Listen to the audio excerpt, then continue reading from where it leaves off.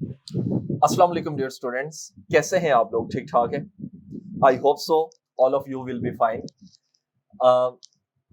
This is Awais Ashraf और first of all तो ये बेटा मैं आप सब बच्चों से एक चीज़ शेयर करना चाहूँगा कि जी काफ़ी टाइम के बाद जो है वो आप लोगों के सामने जो है वो हम एक नई वीडियो लेके हाजिर हुए हैं। बस कुछ मसरूफियत की वजह से, कुछ busy in fact very busy schedule की वजह से मैं वीडियो जो है वो अपलोड नहीं कर सका। बट एक चीज जो है वो इंशाल्लाह कंफर्म है दैट अब इंशाल्लाह डेली बेसिस पे जो है वो हम वीडियो जो है वो अपलोड किया करेंगे और आप तक जो है वो कोचिंग जो है वो इंशाल्लाह पहुंचती रहेंगी। आज बेटा मैं एक नए आर्टिकल के साथ हाजिर हुआ हूँ, फिजिक्स पार्ट 1। ठीक है, 11th class physics chapter number 2 का ये सेकंड आर्टिकल है। फर्स्ट आर्टिकल जो है वो आपको प्लेलिस्ट में मिल जाएगा। चैप्टर का जो नेम है वो आप जानते हैं, वेक्टर्स एंड इक्विलिब्रियम। और बेटे आज हम जिस आर्टिकल के साथ हाजिर हुए हैं उसका नाम रेक्टेंगुलर कोऑर्डिनेट सिस्टम है। ठीक है जी। अब रेक्टेंगुलर कोऑर्डिनेट सिस्टम होता क्या है? ठीक है, इसको बेटा हम बहुत अच्छे से एक्सप्लेन करेंगे। इसकी आखिर जरूरत क्यों पड़ती है, ठीक है, वो हम देखेंगे। और ये कहां कहां यूज होता है वो हम देखेंगे। तो इंशाल्लाह बड़ा जबरदस्त किस्म का जो है वो बहुत इंफॉर्मेशन से भरपूर लेक्चर होने वाला है। तो आप जो है वो अपने नोट्स बनाने के लिए कॉपी रजिस्टर वगैरह जो है, पेन वगैरह जो है वो थाम लीजिए और हम बेटा आइए स्टार्ट करते हैं आज का लेक्चर। टॉपिक का नाम आपको लिखा हुआ नजर आ रहा है, रेक्टेंगुलर कोऑर्डिनेट सिस्टम। बेटे अगर जब कभी भी आप दो लाइन आप इस तरह ड्रॉ करते हैं कि वो दोनों लाइन जो है, टू लाइंस जो हैं वो बेटा एक दूसरे के ऊपर परपेंडिकुलर होती हैं। फॉर एग्जाम्पल ये जिस तरह मैंने अभी आपके सामने ये जो टू लाइंस ड्रॉ की हुई है, बेटे आप यहां पर देख सकते हैं कि ये जो दोनों लाइनें हैं वो दोनों एक दूसरे के ऊपर परपेंडिकुलर हैं और ये सेंटर से क्या कर रही है, एक दूसरे को कट कर रही हैं। अब कैसे परपेंडिकुलर है आप यहां पर बेटे देख सकते हो। यहां पर एंगल 90 डिग्री का बन रहा है, यहां पर भी एंगल 90 डिग्री का बन रहा है, 90 डिग्री का, 90 डिग्री का। हर हर पॉइंट पर आप देख सकते हैं कि एंगल कितने का बन रहा है, 90 डिग्री का बन रहा है। तो बेटा इसको बोलते हैं कि when two lines drawn perpendicular to each other is known as rectangular coordinate axis। इसको क्या कहते हैं? When two lines drawn perpendicular to each other it is called rectangular coordinate axis। इसको बेटा क्या बोलते हैं? rectangular coordinate axis कहते हैं। और इस सिस्टम को हम किसका नाम देते हैं? rectangular coordinate system का। क्लियर? ओके। अब बेटा यहां पर जो इसका बिल्कुल सेंट्रल पॉइंट होता है इसको बेटा हम कहते हैं ओरिजिन। ठीक है, इसकी हम कैसे डिफाइन करते हैं? ओरिजिन क्या होता है बेटा? Origin is the point where two lines intersect each other. वो पॉइंट कि जिस पॉइंट पर दोनों लाइनें एक दूसरे को बिल्कुल सेंटर पर कट कर रही हैं, इंटरसेक्ट कर रही हैं, काट रही हैं, बेटे उसको हम क्या नाम देते हैं? ओरिजिन का नाम देते हैं। ठीक हो गया जी। तो ये ओरिजिन है। इसमें बेटा ये जो आपको यहां पर नजर आ रही है राइट डायरेक्शन के अंदर, this is called x axis, positive x axis. In fact ये जो बेटा आपको हॉरिजॉन्टल, ये वाली जो लाइन नजर आ रही है ना, ये वाली line, this is called horizontal line. ठीक है, यहां पर बेसिकली हमारे पास दो लाइनें हैं। एक बेटा क्या है जी? हॉरिजॉन्टल लाइन है।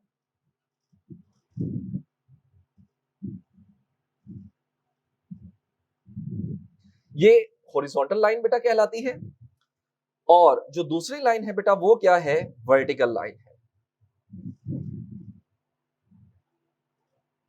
ये जो वर्टिकल लाइन, ठीक है, हॉरिजॉन्टल लाइन को बेटा हम एक्स एक्सिस कहते हैं, जबकि वर्टिकल लाइन को हम वाई एक्सिस कहते हैं। अब बेटा याद रखिएगा कि ओरिजिन से राइट डायरेक्शन में आपका पॉजिटिव एक्सिस होता है और नेगेटिव में यानी इसकी उल्टी डायरेक्शन में आपका कौन सा एक्सिस होता है जी? नेगेटिव एक्स एक्सिस होता है। और इधर बेटा क्या होता है? वाई डायरेक्शन में ऊपर जो है वो हम पॉजिटिव एक्स एक्सिस लेते हैं और नीचे जो है वो बेटा हम नेगेटिव वाई एक्सिस लेते हैं। ठीक हो गया, बिल्कुल सही है। अब बेटे ये तो हमारे पास इसकी डेफिनेशन आ गई, ठीक है। अब यहां पर कुछ बच्चे जो हैं वो क्या करते हैं, ये चीज कंसिडर कर लेते हैं कि हमेशा हमेशा जो हॉरिजॉन्टल लाइन होगी वो हमेशा एक्स एक्सिस होगी और जो वर्टिकल लाइन होगी वो हमेशा वाई एक्सिस होगी।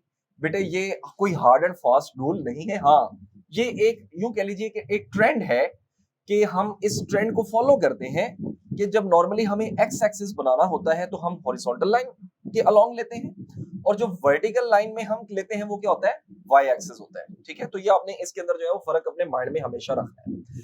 अच्छा बेटा, ये जो हमने यहाँ पर ये जो रेक्टेंगुलर कोऑर्डिनेट सिस्टम जो है वो यहाँ पर जो बनाया है इसको हम डिस्कस कर रहे हैं। यहाँ पर क्वेश्चन पैदा होता है कि हम इसको क्यों डिस्कस करते हैं।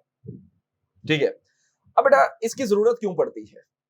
ठीक है, फॉर एग्जाम्पल आप बेटा आपसे कोई पूछता है कि जी सपोज अभी जो है वो मैं ओकाड़ा में अवेलेबल हूँ, ओकाड़ा में मौजूद हूँ, तो अगर आपसे कोई पूछता है कि जी यहां से लाहौर का कितना फासला है, ठीक है, तो आप बेटा आपको वहां पर आपने एक चीज फिक्स कर दी है कि जी आप सपोज इस वक्त जो है वो कहां पे है, ओकाड़ा पे है।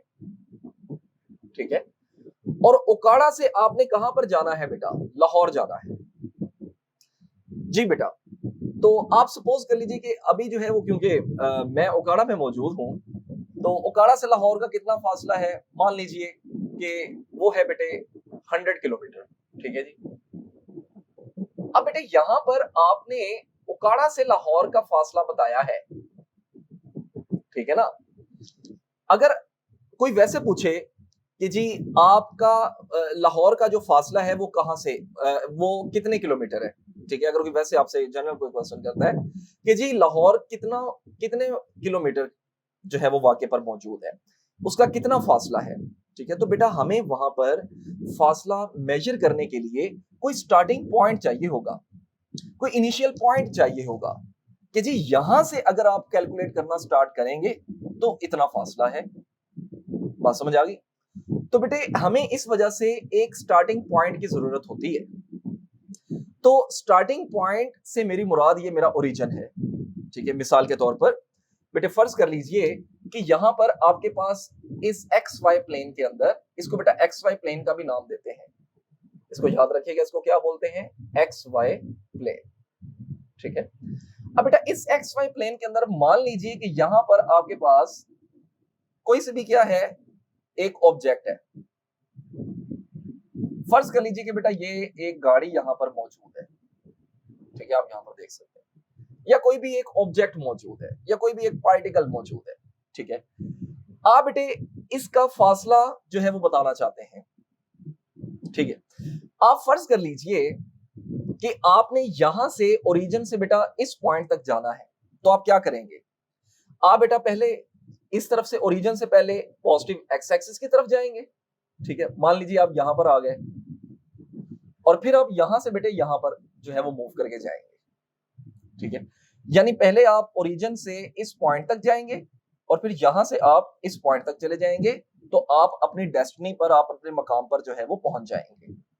ठीक है, तो बेटे यहां पर मैं आपके सामने इसको लिख देता हूं। फर्ज कर लीजिए कि जी आप यहां से यहां तक कितने स्टेप्स जो है वो कवर किए हैं आपने, 1 2 3 एंड 4। तो कितना आपके पास बेटा स्टेप्स आपने कंप्लीट किए हैं, 4 स्टेप्स कंप्लीट किए हैं। सिमिलरली आपने बेटा इसी तरह ही 1 2 एंड 3, आपने यहां पर बेटा कितने स्टेप्स कंप्लीट किए हैं, 3 स्टेप्स कंप्लीट किए हैं। 4 स्टेप्स किसके अलोंग है बेटा, एक्स एक्सिस के अलोंग है। ठीक है, एक्स एक्सिस के अलोंग है, जबकि 3 स्टेप्स जो हैं वो किसके अलोंग है, वाई एक्सिस के अलोंग है। आप यहां पर देख सकते हैं। तो इसका मतलब है कि जब मैं 4 स्टेप्स एक्स एक्सिस के लॉन्ग और 3 स्टेप्स वाई एक्सिस के लॉन्ग में जब मूव करूंगा, तो बेटा मैं अपनी इस डेस्टिनी तक आराम से पहुंच जाऊंगा।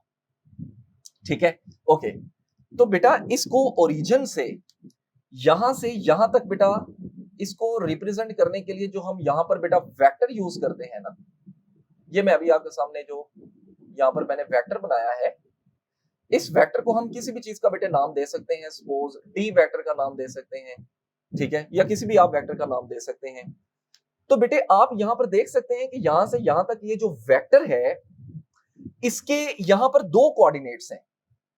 एक कोऑर्डिनेट क्या है कि आप पहले ओरिजिन से 4 स्टेप्स कितना मूव किए हैं एक्स एक्सिस के लॉन्ग और 3 स्टेप्स कितना मूव किए हैं वाई एक्सिस के लॉन्ग, तो आप अपनी इस डेस्टिनी तक पहुंच चुके हैं। तो इसका मतलब ये है इस वेक्टर का कितने जो है वो कंपोनेंट्स हैं, 2 कंपोनेंट्स हैं, ठीक है। और अभी आपके पास ये जो गाड़ी थी, या हम इसको किसी भी एक पॉइंट का नाम दे सकते हैं, ठीक है। तो ये बेटा आपके पास जो आपके पास पॉइंट था यहां पर, सपोज वो पी पॉइंट तक मौजूद थी, मैं पी पॉइंट इसको नाम दे देता हूं। और इसके कितने कोऑर्डिनेट्स हैं बेटा, यहां पर इसके पहले हमेशा एक्स कोऑर्डिनेट लिखते हैं, फिर आपके पास हमेशा वाई कोऑर्डिनेट आता होता है। ये इसका लिखने का तरीका है, ठीक है। तो ये बेटा इसके क्या है, कोऑर्डिनेट्स हैं, इनको बोलते हैं रेक्टेंगुलर कोऑर्डिनेट्स, ठीक है। और मैं इसका एक और नाम देता होता हूं कि ये हमें एड्रेस बताते हैं, ठीक है। यानी आपने अगर यहां से यहां तक जाना है तो आप कैसे ट्रेवल करेंगे, पहले आप 4 स्टेप्स इधर जाएंगे, फिर आप 3 स्टेप्स ऊपर जाएंगे, तो आप अपनी डेस्टिनी पर पहुंच जाएंगे। मेरे बात समझ में आई है। अब ये तो था एक जनरल एग्जांपल। अब आपकी बुक में उन्होंने क्या किया हुआ है, बुक में बेटा यहां पर एक जनरल जो है वो फॉर्मूला बनाया हुआ है। नो प्रॉब्लम, हम उसको भी बना सकते हैं, ठीक है। तो आप फर्ज कर लीजिए कि यहां पर आपके पास बेटा क्या है कि ये जो, चलो मैं इसको यहां पर सेपरेट बेटा यहां पर जरा दोबारा बना देता हूं, ठीक है। मैं इसको यहां पर दोबारा बना देता हूं। हम इसी ही डायग्राम को बेटा आपकी बुक के अकॉर्डिंग जो है वो दोबारा भी समझ सकते हैं।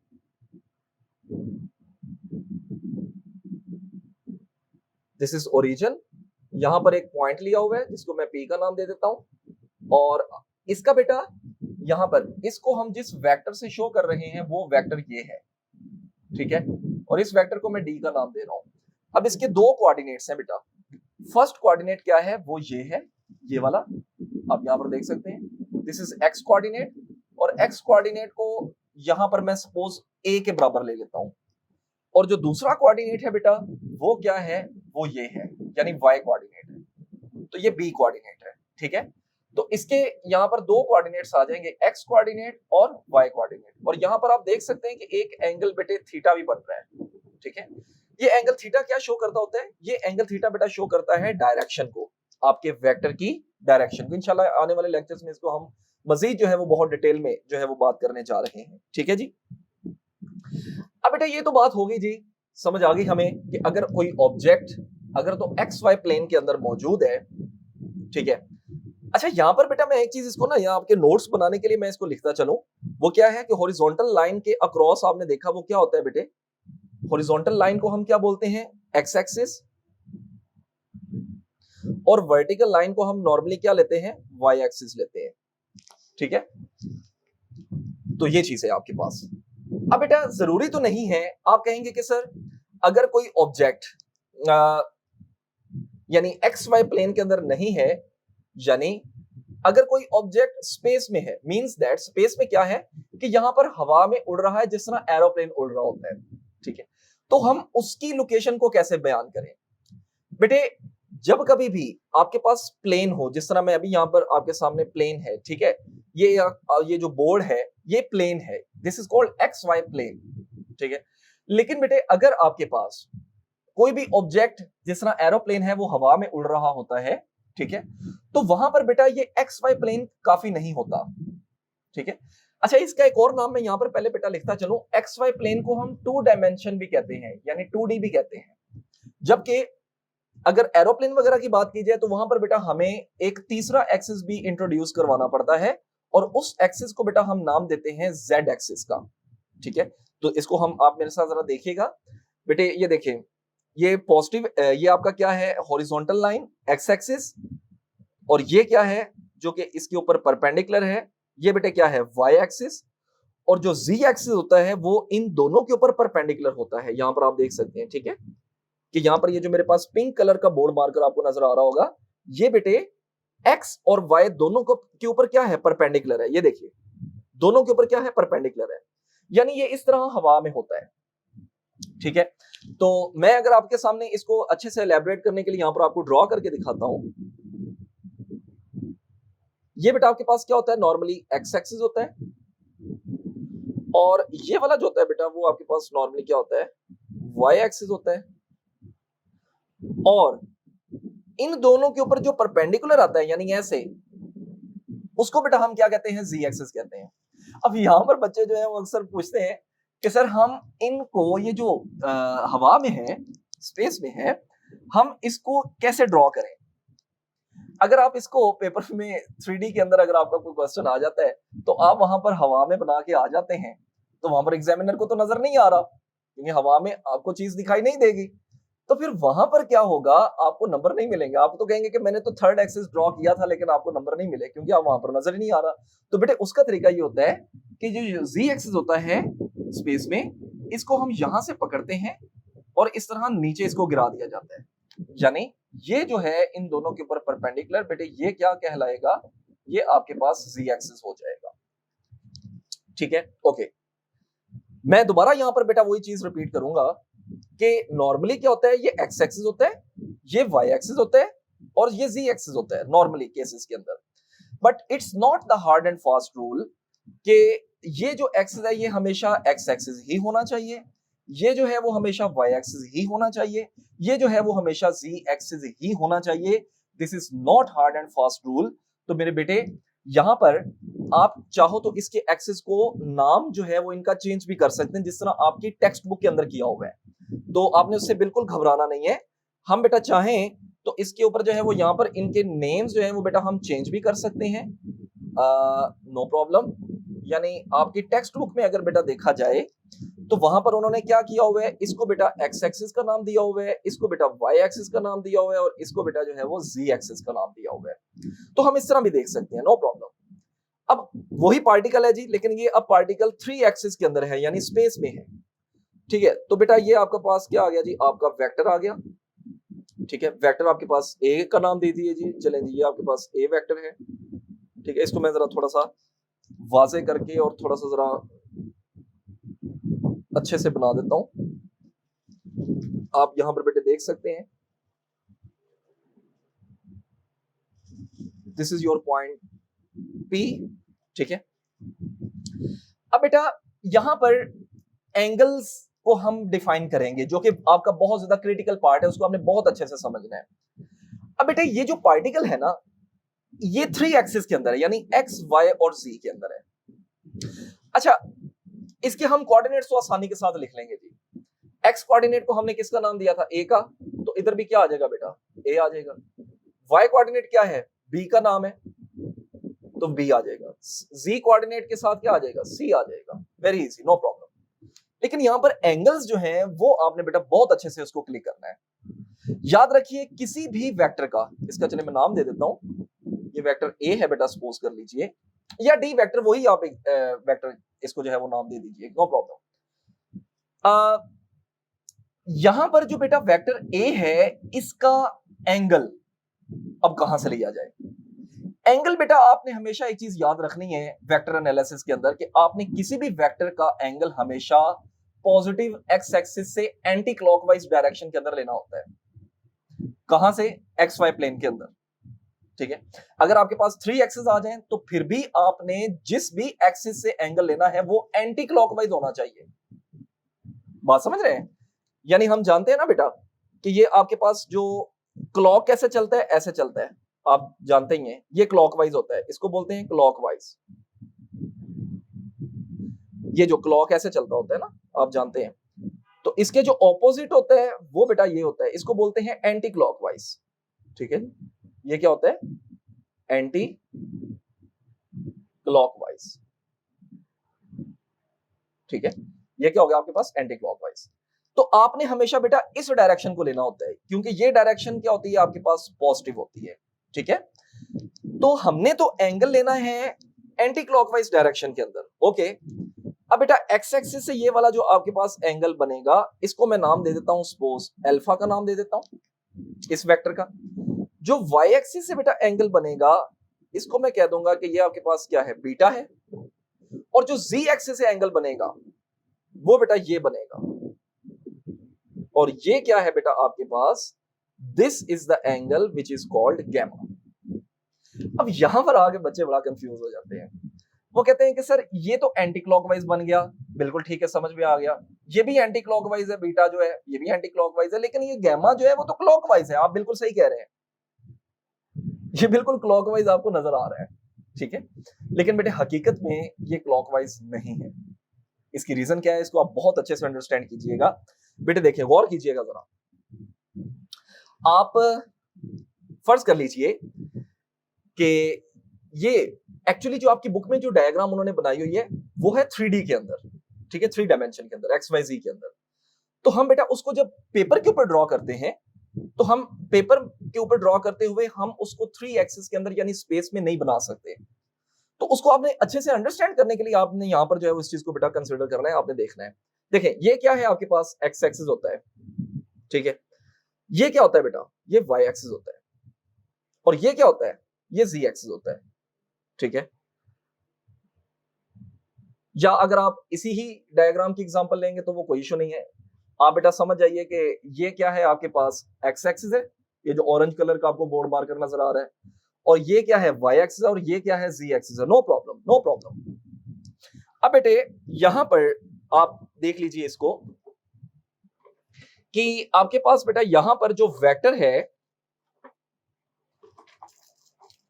वो बेटा आप यूं सपोज कर लीजिए कि ये आपके पास वेक्टर है जी, ऐसे, ठीक है। ये एक्स वाई जी के अंदर ये जो मैंने अभी आपके सामने जो बॉल पेन बेटा जो है वो शो की हुई है, बॉल पेन से बेटा जो मैं इसको शो कर रहा हूं, आप बेटा फर्ज कर लीजिए कि ये आपके पास वेक्टर है। अब इसको अच्छे से अंडरस्टैंड करने के लिए ये देखिए, ये क्या है, एक्स एक्सिस, ठीक है, ये क्या है, एक्स एक्सिस। तो एक्स एक्सिस से ये वाला एंटी क्लॉकवाइज एंगल आ गया, ये वाई एक्सिस है, वाई एक्सिस से ये क्या आ गया, एंटी क्लॉकवाइज। और ये जो जी एक्सिस है इस तरह जो ऊपर है, इसका आपने यहां से एंगल देख रहे हैं ना, तो ये वाला क्या हो जाएगा बेटा आपके पास, एंटी क्लॉकवाइज, ठीक है। अगर चले मैं इसको आपके सामने ऐसे जो है वो शो करूं तो आपको मजीद अच्छे से जो है वो डेमोन्स्ट्रेट हो जाएगा। आप यहां पर बेटा देख सकते हैं कि ये क्या है, ये आपके पास बेटा क्या है, वाई एक्सिस को शो कर रहा है, जबकि ये जो है वो एक्स एक्सिस को शो कर रहा है, और ये जो है वो जी एक्सिस को शो कर रहा है, ठीक है। तो बेटे आप देख सकते हैं एक्स एक्सिस से ये वाला एंगल क्या, एंटी क्लॉकवाइज, वाई एक्सिस से ये वाला क्या, यहां से यहां तक एंटी क्लॉकवाइज, और जी एक्सिस से ये वाला जो एंगल है ये भी एंटी क्लॉकवाइज ही है। बात समझ रहे हैं, ये देखें ये एंटी क्लॉकवाइज ही है। तो उसको हम पेपर के ऊपर यानी कि इस तरह पेज के ऊपर या बोर्ड के ऊपर ड्रॉ करने में जरा थोड़ा सा वो आपको नजर आ रहा है, लेकिन हकीकत में बेटा ये जो एंगल गैमा है ये भी क्या है, एंटी क्लॉकवाइज एंगल ही है। ये आपने बहुत अच्छे से इसको अपने माइंड में रखना है। तो ये बेटे हमारे पास था, this was all about rectangular coordinate system.